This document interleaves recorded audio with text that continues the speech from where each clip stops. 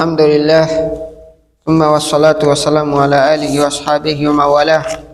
الحمد لله أشكر على النعمة على ابتناني وعلى آله والنور على إخواني، فشكرت نوره اللهم زادته لخير الإيمان، اللهم نوره في نوره الإسلام شرفه على نيته وكلمة لا إله إلا الله وكلمة أن محمد رسول الله وكلمة التوحيد نوره في الإسلام.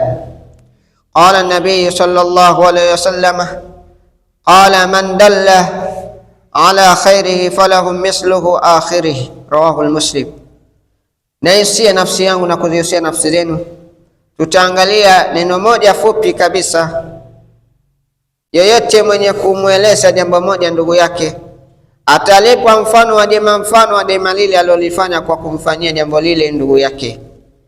Innama almuslimuna ikhwa, hakika sisi waislamu wote ni ndugu, na tunahusiana katika mada yetu fupi kabisa.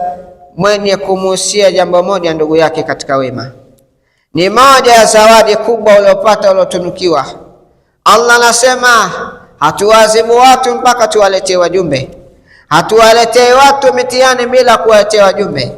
Wajumbe wa Allah shapita, khatamal anbiya wal imam al mursalin, kashapita mtume ambaye wa mwisho ndio raisi wa malaisi, mwongozaji wa waongozaji, gurudumu katika Uislamu. Allah anasema qala, katika maneno ya Allah tabaraka wa taala, wama umiru illa liyabudu Allah mukhlasina lahuddin.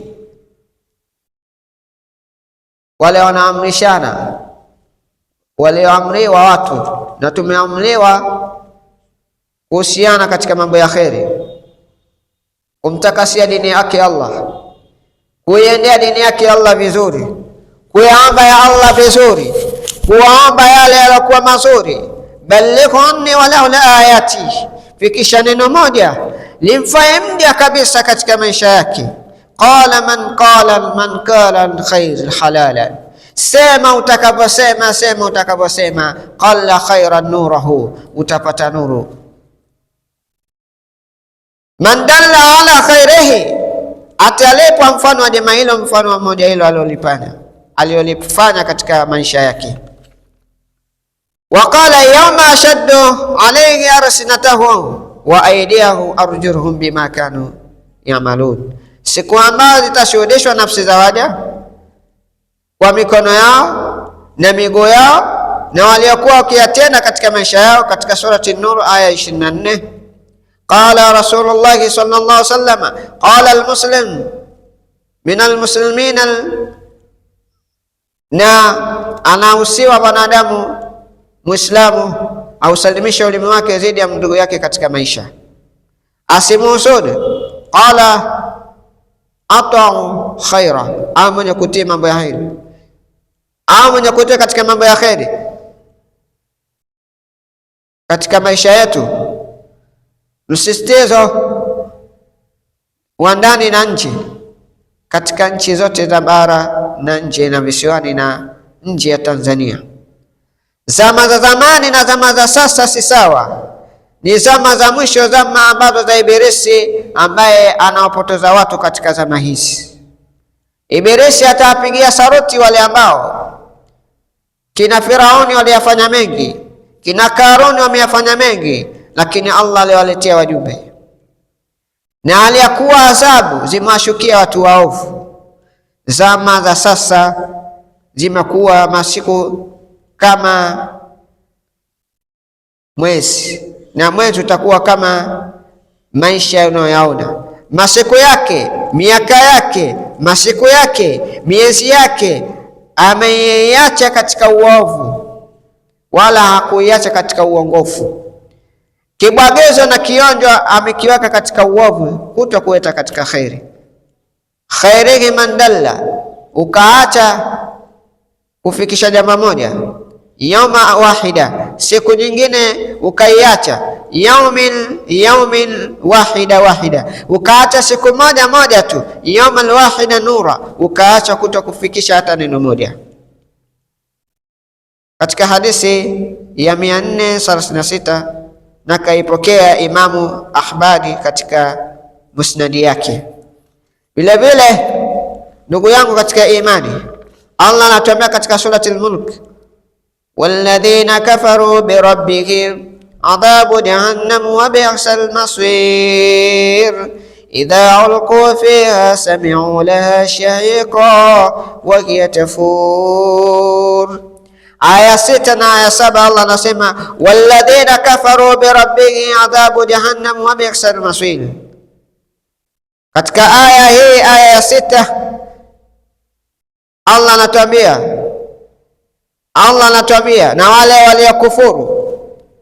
waliokufuru neema za Mola wao, ikiwa wao hawakuwa katika kufuata sheria, wakakengeuka wakawa makafiri, wakawa watu wa makundi mawili hayo yote, makafiri wa kijiji na wale wa kibinadamu, wote wakawa pamoja, watapata adhabu ya Jahannam na marejeo yao ni mabaya mbele ya Allah. Nje ukiwa Muislamu, rizika kula ugali na matembele, rizika kula ugali na misumari ya bati, dagaa, rizika la maisha yako, kubali pigika, adhibika, lakini kubali ufe katika Uislamu wako.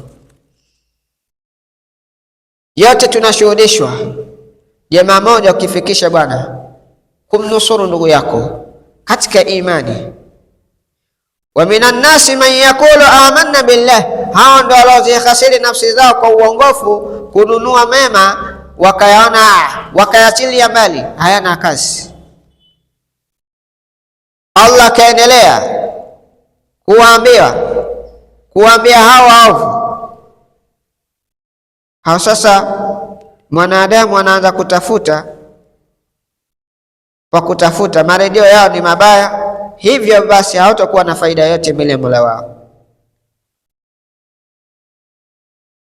Watakapotupwa katika kutupwa humo ndani, watakaa miaka na miaka,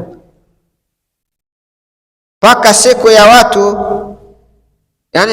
watu watakaposimamishwa katika yaumul qiyama, siku ngumu kabisa.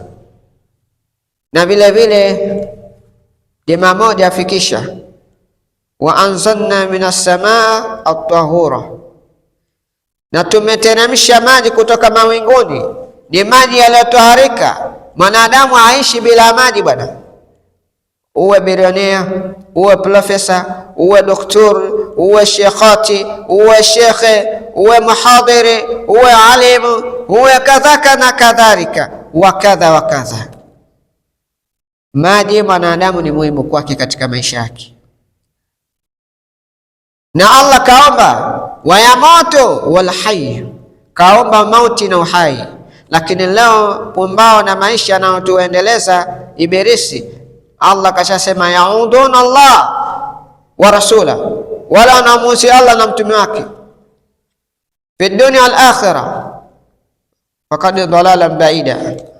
Ukiangalia katika maneno mengine faqad dhalalan baida, yamekuja maneno haya, watakuwa katika upotovu wa mbali, hawatakuwa na adhabu, wataipata yenye ifedhesha kwao. Wa anzalna minas samai at-tahura, na tumeteremsha maji kutoka mawinguni. Yote ni neema, mwanadamu akumbuke jema alotupa Allah, mema mengi Allah katupa. Inna Allaha yuhibbu at-tawwabin wa yuhibbu al-mutahhirin, hakika Allah anawapenda waja ambao wenye kutubia. Mja uko hai, tubia, fanya mazuri, fanya ibada. Inna salata kana ala almu'minina kitaban mawquta, swala nayo imekiwa wakati. Swala ndio kigezo, swala ndio itakuwa siku ya kiyama ya kwanza kukaguliwa.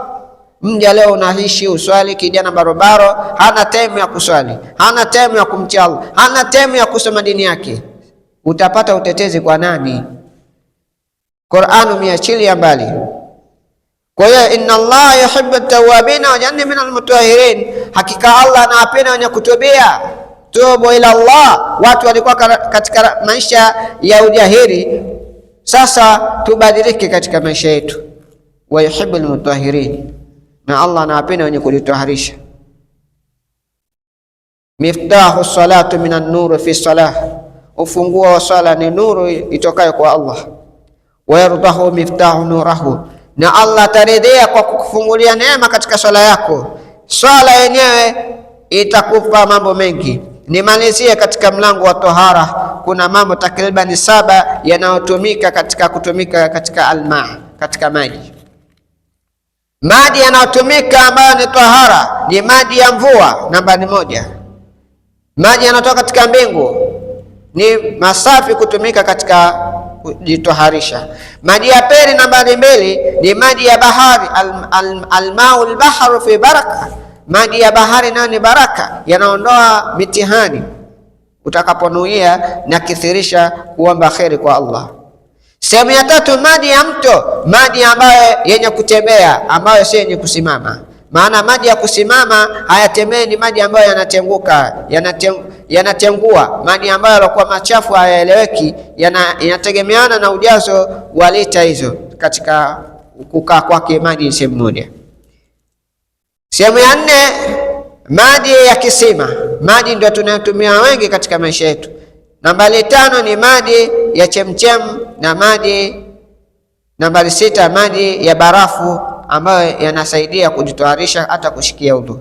Nambari 6 ndio hiyo maji ya barafu, na nambari 7 maji ya umande. Niishie hapa, tuishi katika kujitoharisha. Inna Allaha yuhibbu tawwabina waj'alni minal mutahhirin. Allah anapenda wenye kujitoharisha na wenye kujitakasa, wenye kujisafisha. Inna Allah la yughayyiru hatta biqawmin illa anfusakum la yughayyiru.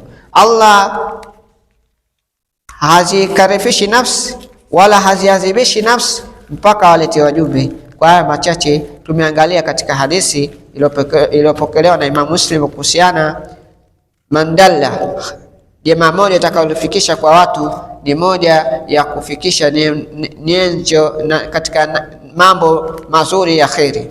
Inshallah tudumu katika khairi. Subhanakallahumma bihamdik ashhadu an la ilaha illa anta wa astaghfiruka wa atubu ilaik.